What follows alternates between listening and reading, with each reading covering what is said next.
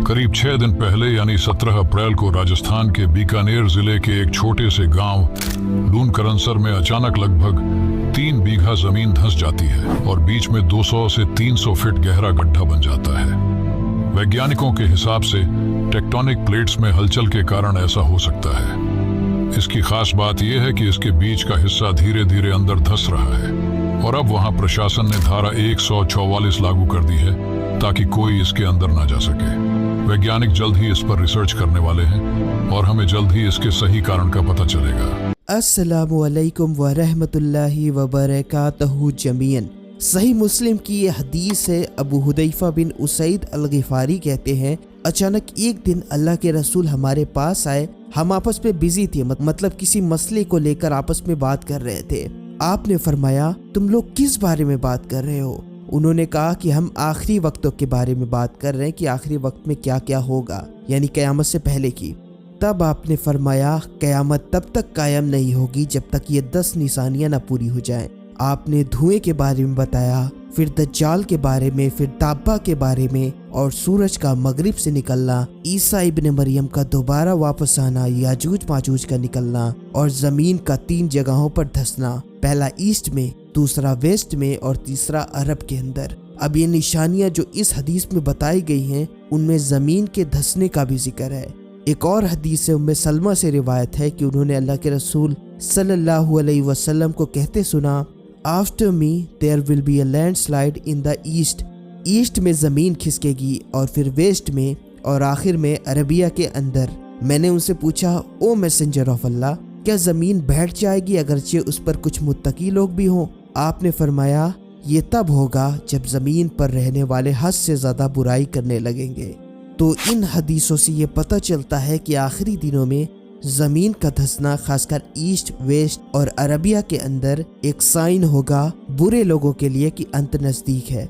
Recently हमने राजस्थान, जो India का स्टेट है, जो खासकर डिजर्ट एरिया ही बेसिकली छोटा अरब आप इसको बोल सकते हैं, तो इसके एक गांव के अंदर अचानक से जमीन में छेद हो गया और पूरा का पूरा एरिया धंसना शुरू हो गया। ये आई थिंक से हफ्तों पहले ही शुरू हुआ और अभी ये बहुत गहरा गड्ढा हो चुका है। नीचे की जमीन बिल्कुल खोखली हो चुकी है। कुछ लोग कह रहे हैं कि ये टेक्टोनिक प्लेट्स के खिसकने की वजह से हुआ। अब जो भी लोग रीजन दें, इंसान किसी बीमारी से ही मरता है ना। बीकानेर से आए भूवैज्ञानिकों ने वाटर लॉगिंग को जमीन के धंसने की वजह बताई थी।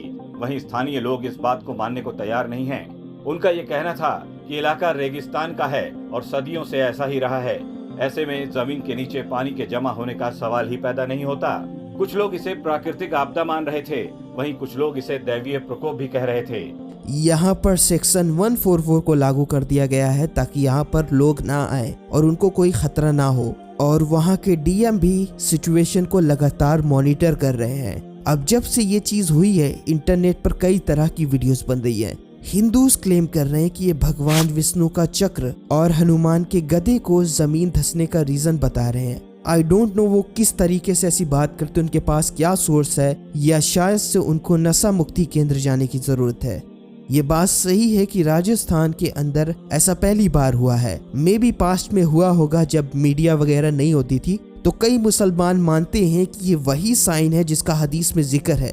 दूसरी चीज, ये ईस्ट में हुआ है और अगर आप हदीस को पढ़ोगे तो सबसे पहले जमीन धंसने का जिक्र ईस्ट में किया गया है। अब हालांकि यहाँ बहुत ज्यादा नुकसान तो नहीं हुआ है, पर लोग जरूर शौक हुए हैं कि राजस्थान में ऐसा कभी पहले नहीं हुआ था। यहाँ भूकंप तो आते रहते हैं मगर जमीन का फटना ये रोज का थोड़ी है। और जब ऐसी चीजें होती हैं तो कई लोग उसको अपने बिलीफ के साथ जोड़ते हैं।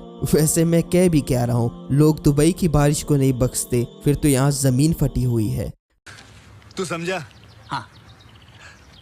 नहीं, तू समझा नहीं। खैर, हम सब जानते हैं कि आक़ा करीम ने जो फरमाया वो तो होकर रहेगा, मगर क्या ये चीज इस हदीस से मैच करती है? मैं ये आप पर थोप नहीं रहा और मैं उस चीज को जबरदस्ती जोड़ भी नहीं रहा। मैं ये कह रहा हूँ कि ये हो सकता है या नहीं भी। मैं इसमें आपकी राय भी जानना चाहता हूँ। वैसे हाँ, कुछ लोग ये भी पूछ रहे थे कि आजकल इल्यूमिनाटी पर वीडियोस क्यों नहीं आती, तो इसके पीछे कई रीजंस हैं जिसके बारे में आपसे मैं जल्दी ही बात करूंगा।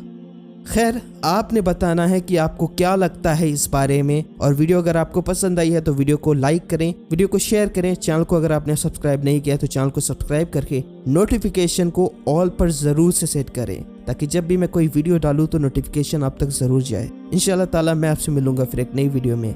अपना और बड़ों का ख्याल रखें। अल्लाह हाफिज।